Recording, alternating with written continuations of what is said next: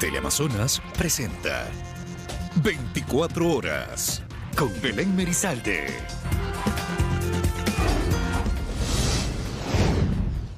Empezamos, amigos, con importante información, pues las lluvias que se registraron este sábado en Cuenca permitieron que los ríos de esa ciudad se recuperen. Iván Rodríguez está en la unión de los ríos Tomebamba y Yanuncay para comentarnos qué es lo que ocurre a esta hora. Iván, estamos contigo. ¿Qué tal? Buenas tardes. En efecto, las precipitaciones de las últimas horas sí ayudaron al embalse de Mazar, y es que la recuperación de los ríos de Cuenca, que aportan con cerca del 50% de caudal, ha sido significativa, como podemos observar aquí en la unión de los ríos Tomebamba y Yanuncay.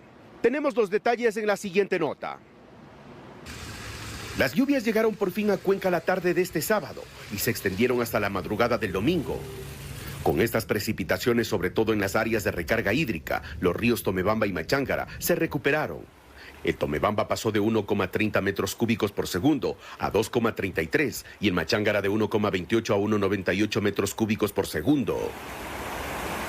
No es que con esto se terminó el problema, los caudales siguen bajos y la sequía hidrológica sigue vigente en su día 79.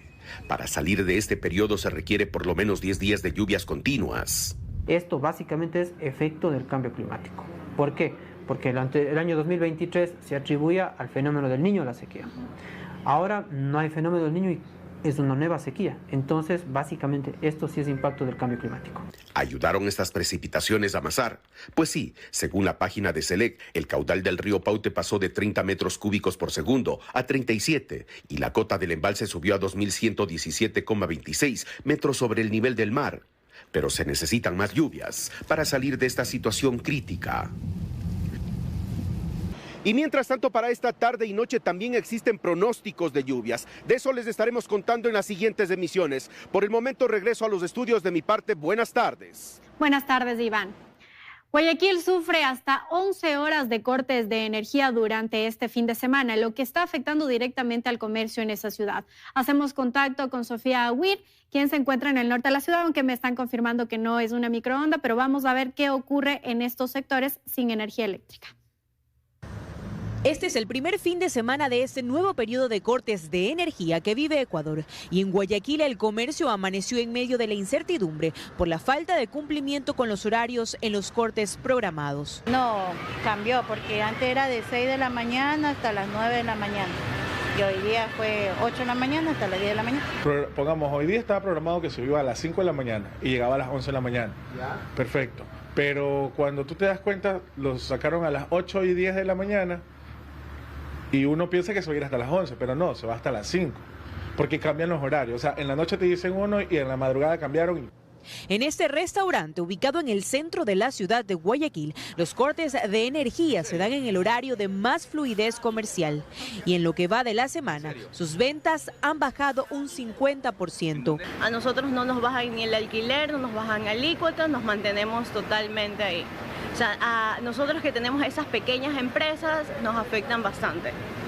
La realidad es que los comercios esperaban que al menos este fin de semana la situación en torno a los cortes cambiara, ya que las plantas generadoras de energía y la implementación de focos recargables no es una garantía para que los comercios generen ventas, ya que al menos en el centro de la ciudad se registra muy poco movimiento de personas. Por mucho que yo madrugue, el resultado es el mismo porque las personas no salen por A, por B, por C y ven oscuro, no. Pero no es lo único que se ha afectado con los cortes, ya que estos también han generado caos vehicular. Por ejemplo, esta intersección del sector de Urdesa en el norte de la ciudad se vio afectada por los semáforos apagados y la falta de vigilantes de tránsito a la hora del corte. La mayor preocupación es que se provoquen accidentes de tránsito. Acabo de ver un choque por aquí cerca porque no hay luz y no hay ni una agencia de tránsito que ayude ahorita en los semáforos. Mira aquí cómo la gente se cruza y casi se chocan también. Y es que según el cronograma dado por la Corporación Nacional de Electricidad, CENEL, Guayaquil tendrá cortes de hasta 11 horas este sábado 28 de septiembre y hasta 8 horas este domingo. Son 8 segmentos de corte para este fin de semana que empezaron a la 1 de la madrugada. Además, Además, cada sector de la urbe porteña sufrirá al menos 2 apagones por día. En tanto, la provincia de Esmeraldas se enfrenta a una crisis agravada por los continuos apagones que han afectado a la población en estas últimas semanas. Los comerciantes denuncian un incremento de la inseguridad por los racionamientos. El panorama es desalentador. La falta de electricidad ha obligado a muchos negocios a reducir sus horarios de atención y en algunos casos a cerrar temporalmente. Verdaderamente que esto no se puede trabajar. En un momento usted ve que en este momento no hay cliente, no hay nada. Y en las horas pico es de 3 a 8 de la noche que nos están quitando.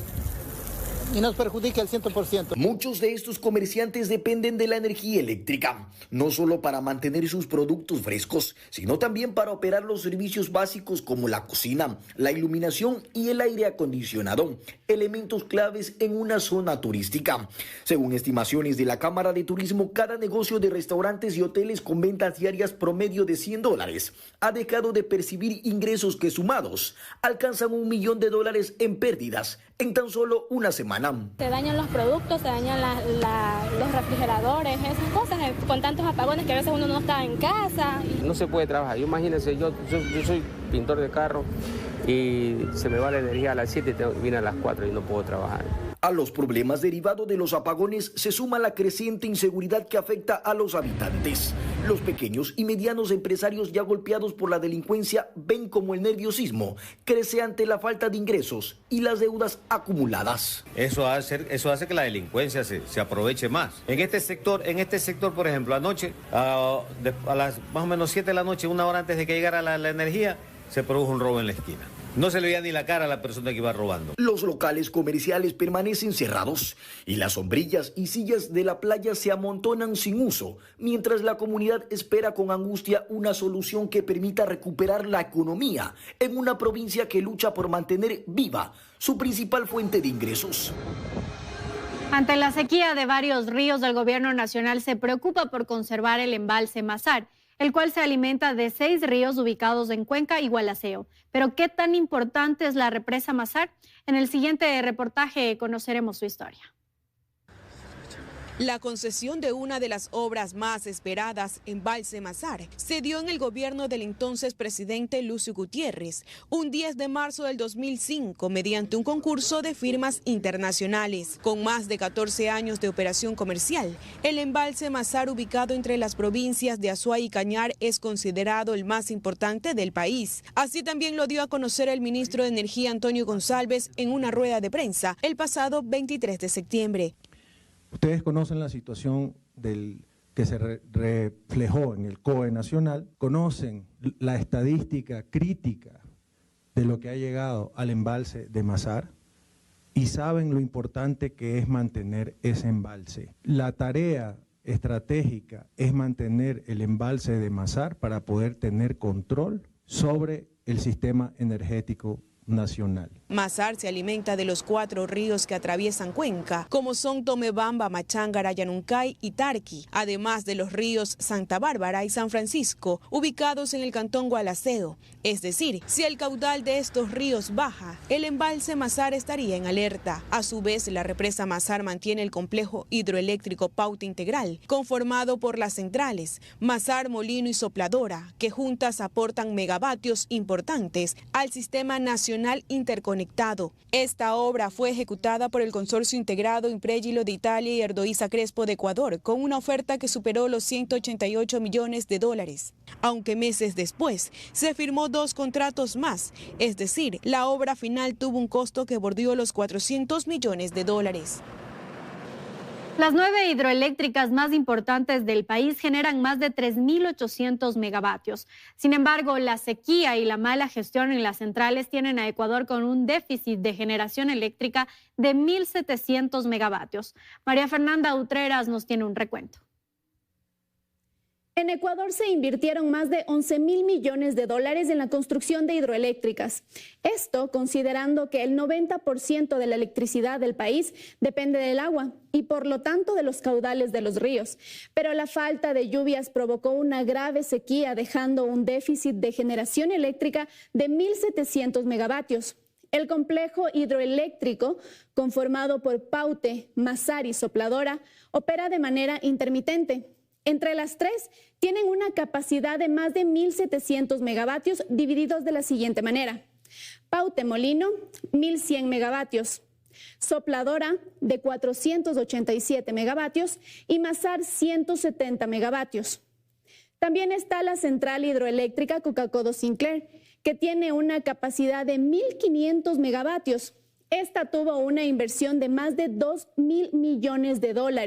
Sin embargo, ahora opera con el 50% de su capacidad. El proyecto hidroeléctrico Toachi-Pilatón, cuya obra se levanta desde el 2011, no ha podido entrar en operación debido a fallas en su construcción. No obstante, se prevé que esta central genere 254,40 megavatios de potencia a partir de 2025. A este se suma la central San Francisco, con una potencia instalada de 230 megavatios. Agoyán, con 156 megavatios, y del Sintani-Sagua, 180 megavatios. Finalmente está el proyecto hidroeléctrico Manduriacu, una obra cuestionada por supuestos sobreprecios que tiene 65 megavatios de capacidad. Si sumamos la capacidad de las 9 centrales más importantes, Ecuador debería tener más de 3.800 megavatios de hidroelectricidad. No obstante, la sequía y la falta de mantenimiento de las hidroeléctricas llevan al país a regresar a apagones diarios de hasta 11 horas.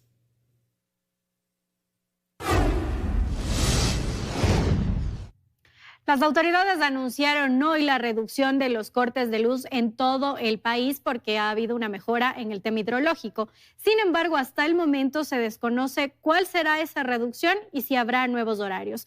Brigitte Mancheno, desde la ciudad de Quito, nos cuenta cómo está a esta hora el lugar en donde te encuentras. Brigitte, ¿allí hay o no hay luz? Hola Belén, amigos televidentes, buenas tardes. No, nosotros nos encontramos en la avenida Naciones Unidas en el norte de Quito y que pertenece a la subestación Iñaquito, donde el servicio de luz eléctrica debió suspenderse de 9 de la mañana a 2 de la tarde. Sin embargo, no se ha ido la luz, los semáforos funcionan con normalidad y esto respondería precisamente al comunicado que usted ya ve en pantalla emitido por el Ministerio de Energía y Minas, en el que afirman que debido a la mejora de las condiciones hidrológicas en Coca-Codo Sinclair se reducirán los cortes de energía. ¿Cómo funcionará esta reducción? ¿Habrá cambios en estos cronogramas? Aquello se desconoce. Sin embargo, varias empresas eléctricas ya han emitido el cronograma que regirá desde este lunes hasta la próxima semana. En el caso de Quito, Lucía Clavijo les preparó el siguiente reportaje. Veamos. Llega una nueva semana y con ella nuevos cortes de energía. Tal como se había anunciado, el ministro Antonio González confirmó el viernes pasado que los apagones continuarán en algunas zonas del país. Estos serán incluso de 10 horas y hasta 3 veces al día, aunque para el sector industrial se tomaron algunas consideraciones. Hemos trabajado con 205 empresas que se le va a ajustar el horario para sus necesidades productivas sin afectar a lo que son los hogares. Así en Quito, por ejemplo, la empresa eléctrica ya cuenta con los horarios. Entre el 30 de septiembre y el 6 de octubre, en los sectores de Luluncoto, Chilibulo, La Floresta, Río Coca, Cristianía, Eplicachima, Conocoto y Tumbaco, los cortes serán entre las 0 horas y las 5 de la mañana, así como entre las 12 y 17 horas. Entre las 3 y 7 de la mañana, las 11 de la mañana y 3 de la tarde y de 10 de la noche a 0 horas, los cortes serán en La Carolina, Nueva Cumbayá, Mirador Alto, Los Bancos, Pérez Guerrero y El Obraje en Machachi. De igual manera en Chimbacalle, Belisario Quevedo, Granda Centeno, Gualo, Andalucía, Cotocollao y El Inga Bajo, los apagones se darán entre las 10 de la mañana y las 3 de la tarde y las 8 de la noche y las 0 horas. En Olímpico, Barrio Nuevo, El Bosque, San Antonio, Alangasí, San Rafael, Iñaquito, Santa Rosa, Sangolquí, Pomasqui, El Quinche y Eugenio Espejo, la luz se irá entre las 7 y 12 del día, las 3 y 6 de la tarde y las 9 y 11 de la noche. Finalmente, entre las 2 y 7 de la mañana, las 12 y 3 de la tarde y las 10 de la noche y las 0 horas, los cortes de energía serán en Luluncoto, Chilibulo, Escuela Sucre, San Roque, Granda Centeno, Río Coca, Andalucía, Iñaquito, Santa Rosa e Ingabajo. Hemos habilitado un correo electrónico que se llama reportes horarios a Energía y Minas, GovEx, para que cualquier ciudadano o empresa que pueda reportar que no se ha cumplido exactamente el horario, sería buenísimo que nos informen en qué parte, en qué distribuidora. Los horarios de la segunda semana de octubre se anunciarán el viernes. Y bien, es lo que se conoce hasta el momento, pues debido a las mejores condiciones climáticas, hidrológicas que ya mencionaba el Ministerio de Energía y Minas, esto podría variar. Sin embargo, estaremos a la expectativa de si las autoridades actualizan esta información sobre los cortes de luz. Es la información que les contamos a esta hora de la tarde. Belén, tú continúas con más. Buenas tardes. Gracias, Brigitte. Así es, todos estamos pendientes de estos horarios. Este fin de semana, el presidente Daniel Noboa afirmó que enviaron un nuevo proyecto de ley económica urgente para que el sector privado genere más energía. Expertos señalan que esta medida no es suficiente para tratar la crisis energética por la que atraviesa el país. Que vuelven a insistir y enviaron un proyecto de ley económico urgente para subir la generación de energía del sector privado de 10 megavatios a 100 megavatios. Es lo que escribió en su cuenta de X el presidente de la República, Daniel Noboa. Lo que a decir de Sebastián Rivadeneira, analista energético, no es suficiente para solucionar la crisis energética de este año y ni siquiera del siguiente. Porque cada año la demanda va creciendo aproximadamente unos 450 megavatios. Los apagones del 2025 se van a solucionar solamente con la adquisición de generación emergente y a partir del año 2026 se estarían viendo nuevas soluciones siempre y cuando inicie la construcción de los proyectos ya en este año. Por lo que dice, el proyecto de ley debería evitar poner un techo a la generación privada y más bien darles la libertad y garantías para operar en el país. Pero no solamente basta con ofrecerles a los privados una cierta capacidad límite de instalación, sino los instrumentos jurídicos para que ellos tengan la seguridad de recuperar el dinero que ellos van a invertir. En enero se presentó la Ley de Competitividad Energética en la que, según Noboa, la Asamblea no vio mejor opción que poner un techo de apenas 10 megavatios a la generación de energía en el sector privado. Pronunciamiento que es criticado por el asambleísta de Construye, Jorge Peñafiel, quien dice que fue el propio presidente y su bancada quienes propusieron esta ley. Esta normativa se aprueba incluyendo los votos del correísmo, es decir, el gobierno es quien finalmente tiene la responsabilidad y tiene el costo político de la aprobación, así como del fracaso de la ley. Por lo que piden que el nuevo proyecto sea revisado a profundidad e incluso se analice quitar el techo de generación de energía del sector privado, para lo cual habría incluso que modificar la Constitución. Estamos proponiendo que se abra el mercado eléctrico de manera masiva y total para que el sector privado pueda invertir y generar los recursos, así como la dotación de energía necesaria para el país. Al respecto, el gremio de empresarios afirma que analiza lo dicho por el primer mandatario, para luego emitir un pronunciamiento.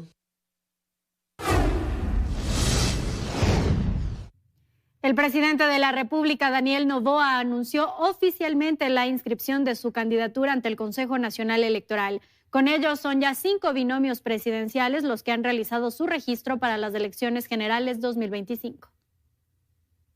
El anuncio del primer mandatario fue realizado con este video mediante redes sociales. Aquí da a conocer que su compañera de fórmula para las elecciones 2025 es María José Pinto, quien hasta esta semana se desempeñó como la titular de la Secretaría Técnica contra la Desnutrición Infantil. María José y yo, así como muchos, sufrimos del Ecuador de ayer.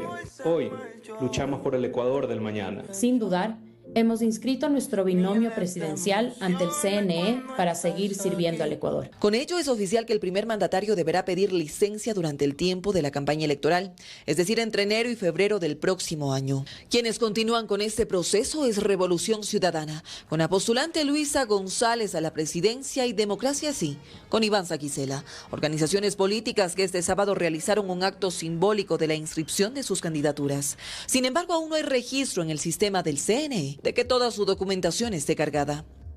Y que no solamente vinimos a suscribir un compromiso con el país, sino que asistimos a un templo simbólico de la democracia en la que venimos a decir al Ecuador que vamos a sacarle de la corrupción, que vamos a luchar por la paz. De que aquí, frente a ustedes, tienen una mujer que sabrá conducir este país con la verdad, con la honestidad, con la capacidad.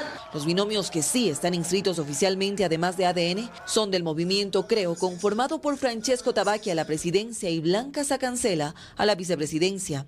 De Centro Democrático con el binomio Jimmy Jairala y Lucía Vallecilla. Del Partido Sociedad Patriótica con Andrea González y Galo Moncayo. Y de Unidad Popular, con Jorge Escala a la presidencia y Pacha Terán a la vicepresidencia. Es decir, 5 en total, según lo establecido en el calendario electoral. El próximo miércoles 2 de octubre vence el plazo para cumplir con este proceso para las elecciones presidenciales del 2025.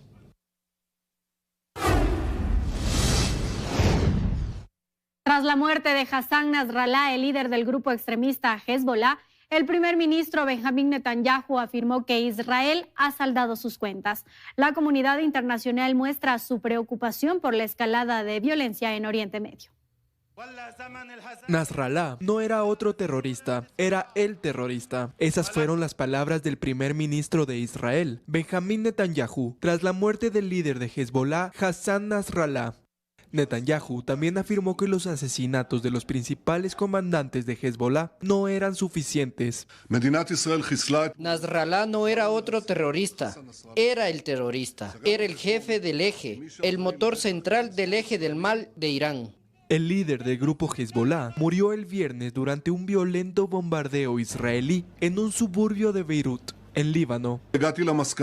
El Estado de Israel mató al maestro asesino Hassan Nasrallah. Hemos ajustado cuentas con los responsables del asesinato de innumerables israelíes y de numerosos ciudadanos de otros países. De acuerdo con la autoridad israelí, la muerte de Nasrallah permitirá el avance en la liberación de rehenes capturados por Hamas. Y también, uno de los jefes de Hamas condenó el ataque y lo tachó de un acto terrorista cobarde. La ocupación sionista no logrará doblegar la voluntad de la valerosa resistencia, más bien será el escenario de la sagrada venganza por toda la sangre. Más de 1000 personas han muerto en Líbano desde que el conflicto se intensificó hace 2 semanas. La violencia en Medio Oriente se ha intensificado. Actualmente, Israel bombardea zonas estratégicas en Líbano, varios puntos de Yemen y mantiene su ofensiva en la Franja de Gaza. La comunidad internacional muestra su preocupación por la escalada de violencia entre Israel y países vecinos. Desde la Organización de las Naciones Unidas, temen que el Líbano se convierta en una nueva Gaza. 13:25. El incendio en Guápulo, ocasionado el pasado martes en el centro norte de Quito, finalmente fue liquidado. Las autoridades lo han considerado como el peor en los últimos 30 años. Según el Ministerio de Ambiente, por ahora hay otros puntos activos en el país donde se concentran los esfuerzos. Fueron acciones emergentes, labores a contrarreloj y más de 2000 uniformados desplegados en los puntos activos que permitieron liquidar completamente el gran incendio forestal que se produjo el pasado martes en Avenida de los Conquistadores, en Guápulo, en el centro norte de Quito, y que avanzó hacia distintos puntos de la ciudad hasta llegar al Cerro Auqui, en el oriente de la capital. Según las autoridades, fueron 4 días de arduo trabajo para poder controlar al 100% esta emergencia. Hicimos descargas también con los helicópteros y de acuerdo a los informes ya se liquidó y se controló el incendio. Y bueno, también tenemos la lluvia que también nos va a ayudar. Nosotros eso también nos favorece para poder enfriar el incendio. El puesto de mando unificado establecido cerca del túnel Guayasamín para coordinar las acciones contra los incendios, finalmente cerró sus operaciones la noche de este viernes. Y con ello los balances, pues en total las grandes llamas consumieron 193 hectáreas de vegetación. Que viene desde Cumbayá, todo lo que son Auqui, el parque Bellavista, las 193 hectáreas. Casas afectadas, tenemos 5 bomberos lesionados, no de gravedad. Mediante redes sociales, el alcalde de Quito, Pavel Muñoz, dijo que se ha liquidado el peor incendio de al menos los últimos 30 años, evento que ventajosamente nos extendió a zonas urbanas de la ciudad.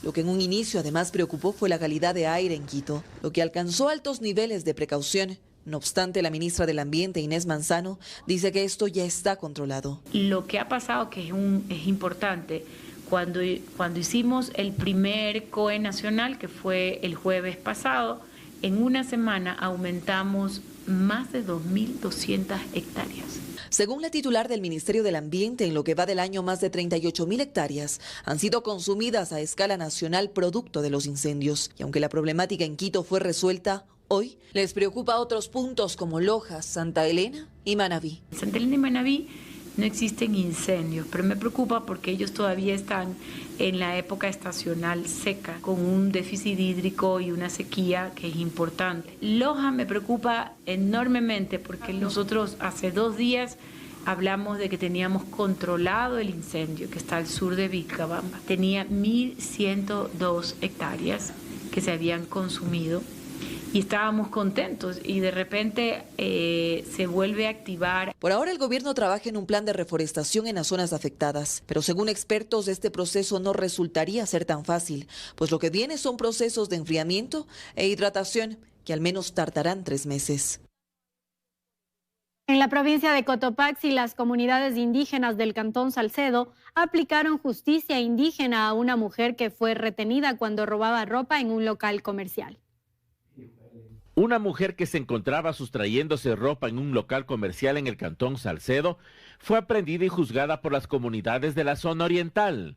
La mujer caminó por las calles de la ciudad cargando un costal para luego ser bañada con agua y ortiga como parte del castigo indígena. A la compañera que andan robando los locales comerciales aquí dentro del Cantón Salcedo.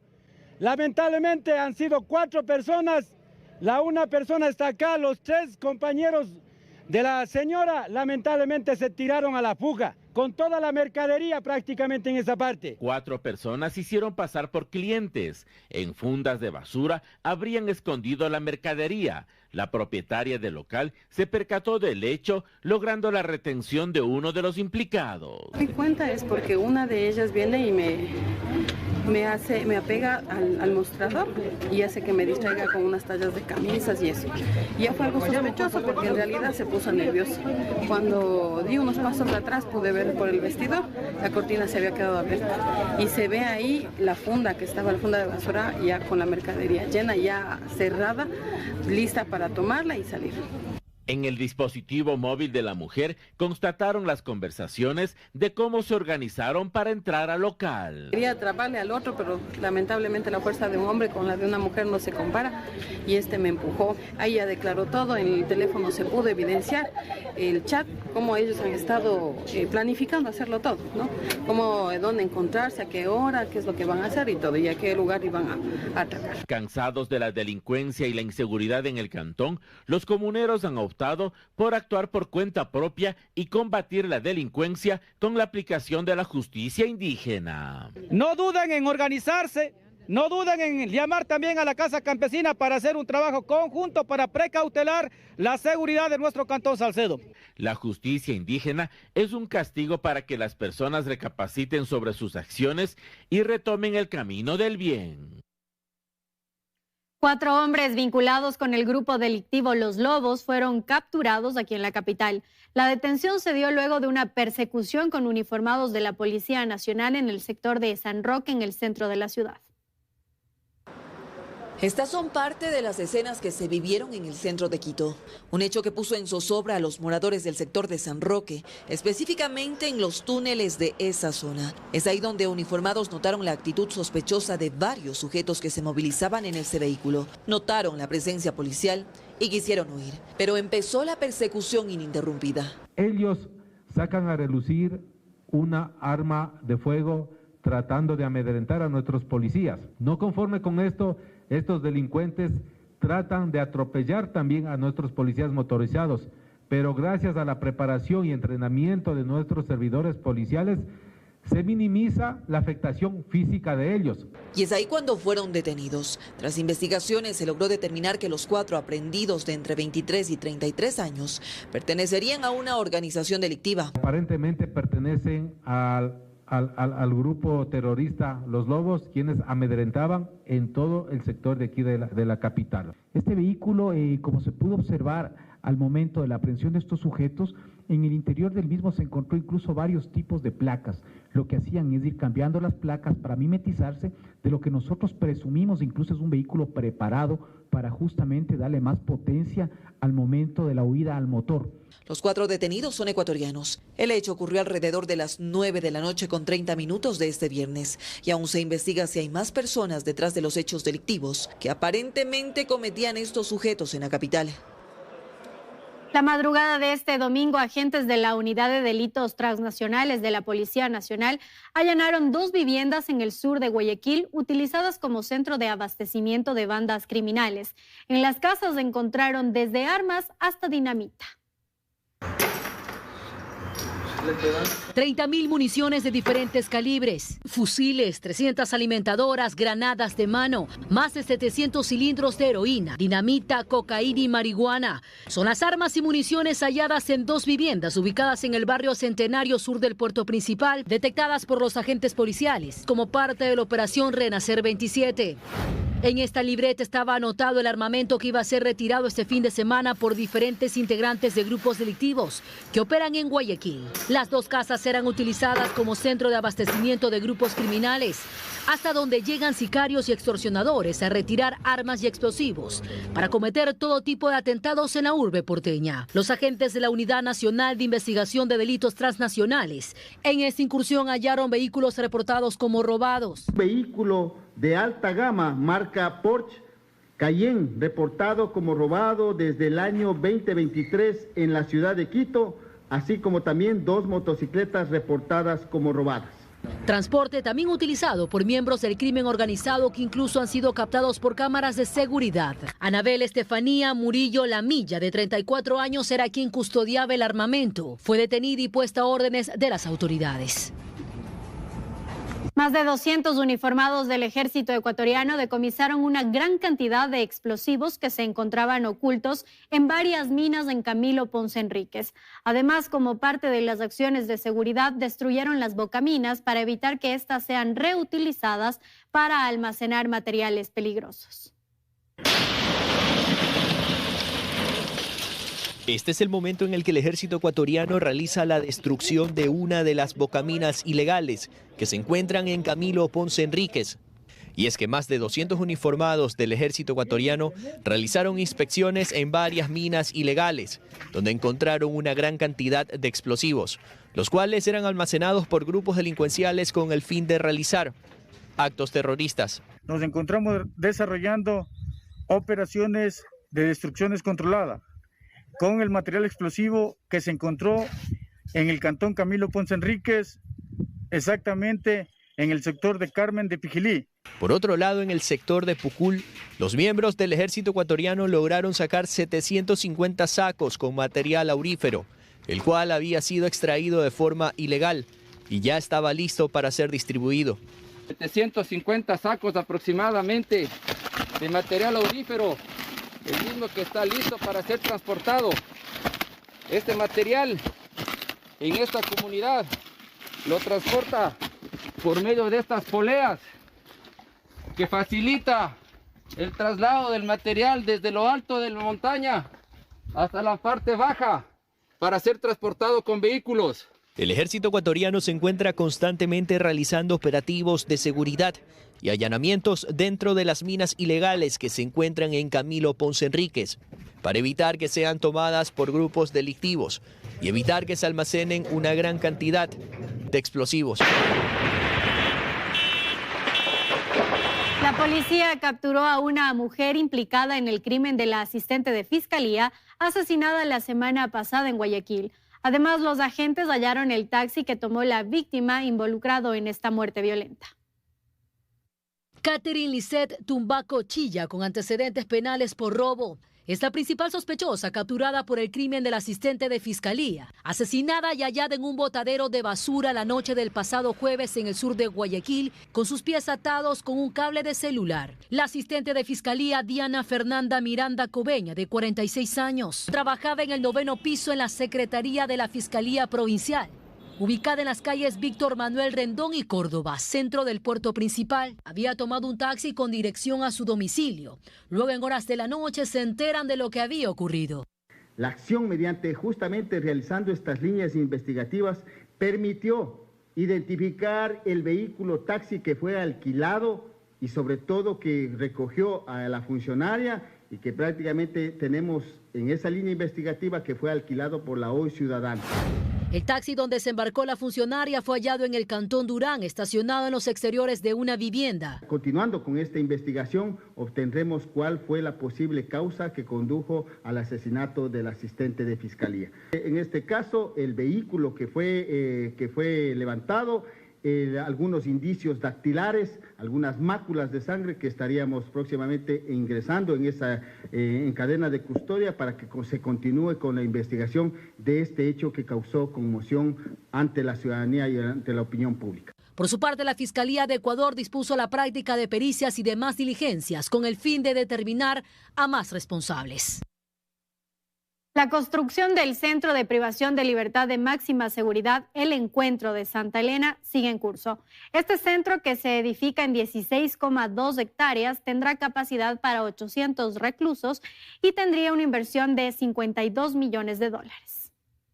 A vísperas de los primeros 100 días de la construcción de la cárcel de máxima seguridad en la comuna Juntas del Pacífico en Santa Elena, no se conocen muchos detalles sobre su avance. Con tomas aéreas se logró captar imágenes sobre su progreso, donde se evidencia una extensa explanada con 5 bases. Según trabajadores, ya inició el levantamiento de los 2 primeros pabellones y en 15 días aproximadamente continuarán los 3 restantes. El gobierno nacional declaró este perímetro como zona de seguridad, limitando el acceso solo a personal autorizado, además de contar con custodia privada y presencia militar. La edificación de este centro penitenciario de máxima seguridad ha traído consigo movimiento en el sector, aumentando el flujo económico y consigo la delincuencia. Ahora días secuestraron a una señora aquí saliendo casi del pueblo. Asaltan en los buses que nos dan servicio y aquí está el kilómetro 30. Entonces estamos inseguros. Pero no es solo esto lo que causa malestar en los comuneros, sino también la falta de cumplimiento a las promesas realizadas por parte del gobierno para esta localidad. Hasta el momento no existe pronunciamiento sobre la construcción del subcentro de salud, la unidad educativa, la cancha de fútbol sintético o la mejoría en la potabilización del agua. Que se elevara a bachillerato en ciencias la unidad educativa, pero lamentablemente hasta el momento no tenemos ninguna respuesta positiva. Ese compromiso se llegó también que se iba a hacer un centro de salud y no vemos nada, no sé cuál es el motivo. Iban a dar una ambulancia, no vemos nada, absolutamente nada. Otra de las promesas fue dar prioridad a la mano de obra local. Sin embargo, esto tampoco se ha cumplido en su totalidad, según lugareños. El 80% que está acá es fuera, aquí hay el 20% y hay muchas carpetas. No nos están dando la prioridad para nuestra gente. Los dirigentes de esta comuna aspiran a que las autoridades se manifiesten en el transcurso de este mes, pues mientras dure la construcción de la denominada cárcel del encuentro, se deberá cumplir con los compromisos establecidos. Continuamos revisando más noticias. Desde finales de febrero de 2025, todos los carros nuevos del país empezarán a recibir nuevas placas vehiculares. Asegura la Agencia Nacional de Tránsito que esta decisión fue tomada para disminuir las adulteraciones y clonaciones de este elemento de identificación. Que el parque automotor crece cada año entre 15% y 20%, es lo que asegura la Agencia Nacional de Tránsito del Ecuador. De ahí que para reducir las posibilidades de adulteraciones y clonaciones de placas vehiculares, resolvieron otorgar para 2025 nuevas placas para los vehículos nuevos. Te ofrecen fabricarte la placa a la medida, que es algo que debe desaparecer poco a poco. La entidad añadió que las nuevas placas serán entregadas a finales de febrero e inicios de marzo de 2025, una vez que se haya agotado el stock existente tanto en la fábrica de la Agencia Nacional de Tránsito como en los municipios, y a medida que el usuario vaya necesitando el elemento de identificación. Estas nuevas placas contarán con algunas características que evitará que sean fácilmente clonadas o adulteradas, como código QR, reflectividad, holograma de seguridad, materiales especiales y microtextos de seguridad. Es mucho más fácil para un agente de control verificar si la matrícula no ha sido falsificada, si el usuario está con los puntos correspondientes para poder conducir, si el usuario reportado en ese vehículo tiene vigente su licencia. Hay muchos mucha información que va a salir de ese nuevo código QR que está en la placa. En la resolución de la Agencia Nacional de Tránsito se indicó que de la misma manera se entregarán nuevas placas para las motos, que son la mayor parte del parque automotor del país. Cambia la forma, actualmente es casi cuadrada y vuelve a ser horizontal. El Código Orgánico Integral Penal sanciona a la persona que conduzca un vehículo automotor sin placas de identificación o con placas alteradas u ocultas con el 30% de un salario básico unificado, es decir, $138. Además, se le reducirá 6 puntos a su licencia de conducir. Según la Agencia Nacional de Tránsito, las provincias en las que más se adulteran placas vehiculares son Guayas, Esmeraldas y Los Ríos. Se estima que pasarán aproximadamente 2 años desde que se emitió el nuevo reglamento el pasado mes de julio para que todos los carros del país cuenten con las nuevas placas. En la ciudad de Latacunga, provincia de Cotopaxi, desfiló la Mama Negra de septiembre en honor a la Virgen de la Merced. Las vivanderas y devotos recorrieron las principales calles de la ciudad manteniendo viva la tradición y cultura del pueblo latacungueño. Este fin de semana las vivanderas del Salto y los devotos de la Virgen de la Merced desfilaron por las principales calles de la ciudad junto a la Mama Negra, herencia cultural que lo mantienen las familias y devotos. Yo ya vengo representando este personaje desde hace 12 años, que la tradición y la cultura se mantenga dentro de nosotros los latacungueños y que la cultura se mantenga y se pase a los jóvenes que vienen atrás de nosotros. Ha sido un orgullo de nuestra familia que sale lo que es el personaje del abanderado, el personaje del Ángel de Estrella. Nosotros damos una banda, comparsa y una changa. Los achangueros llevan sobre su espalda entre 200 y 300 libras. Detrás de cada disfraz hay una promesa que cumplir en honor a la Virgen de la Merced. 10 años cargándole a mi Santísima Virgen de las Mercedes por una devoción y un favor que le he pedido. Y estoy aquí para cumplir con esa devoción a mi Virgen. Nosotros bailamos por cumplir una promesa a la Virgen y bailar descalza es nuestra penitencia que cumplimos. Propios y extraños se vuelcan a las calles de la ciudad para disfrutar de esta celebración llena de fe y cultura. El desfile recorrió las calles céntricas de Latacunga hasta llegar a la cima del Calvario. He leído en mi guía que había una fiesta aquí al final de septiembre y es muy bien, muy colorado, muy festivo. La Virgen de la Merced es también conocida como patrona del volcán. Sus devotos participan de esta celebración con fe. Estamos cerca de cumplir los 300 años de la erupción y que se inició la fiesta de nuestra Madre Santísima, la Virgen de Mercedes. Y todos le clamamos a ella que nunca se vuelva a producir este fenómeno natural. En la Mama Negra del Salto, los devotos bailan en honor a la Virgen de la Merced por 2 días.